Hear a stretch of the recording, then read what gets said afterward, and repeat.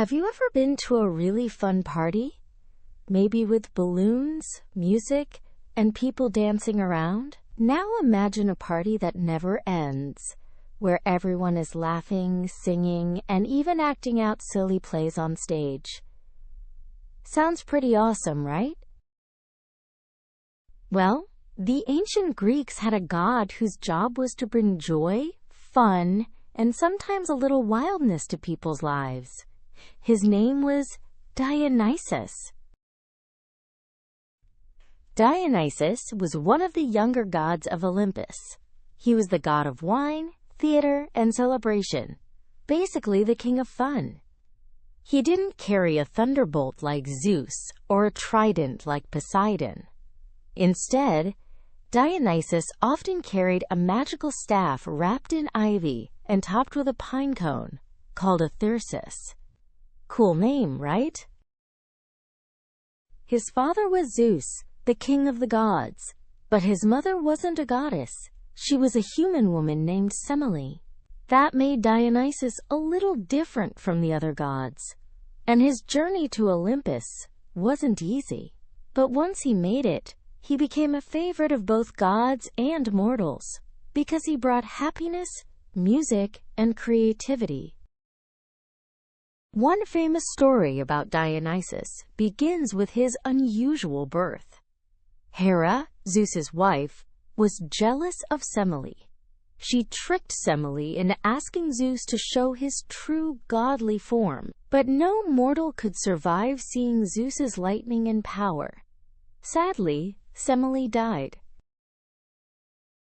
But Zeus saved the unborn baby Dionysus by sewing him into his own leg until he was ready to be born. Yep, you heard that right. Dionysus was born from Zeus's leg. When Dionysus grew up, he wandered the world teaching people how to grow grapevines, make wine, and enjoy festivals. But not everyone welcomed him. Once, a group of sailors tried to kidnap him.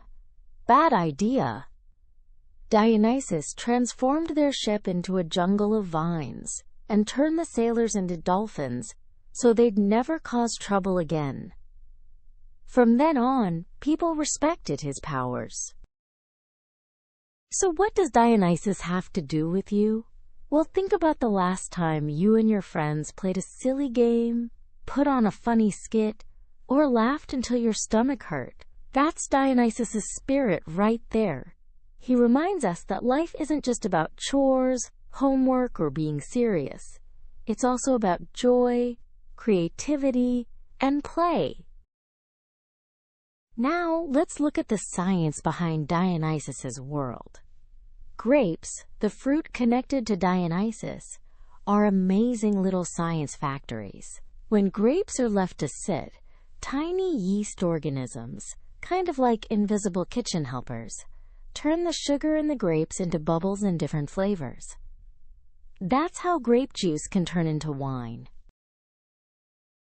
And remember theater? Ancient Greek plays dedicated to Dionysus were performed in giant outdoor theaters, some of which are still standing today.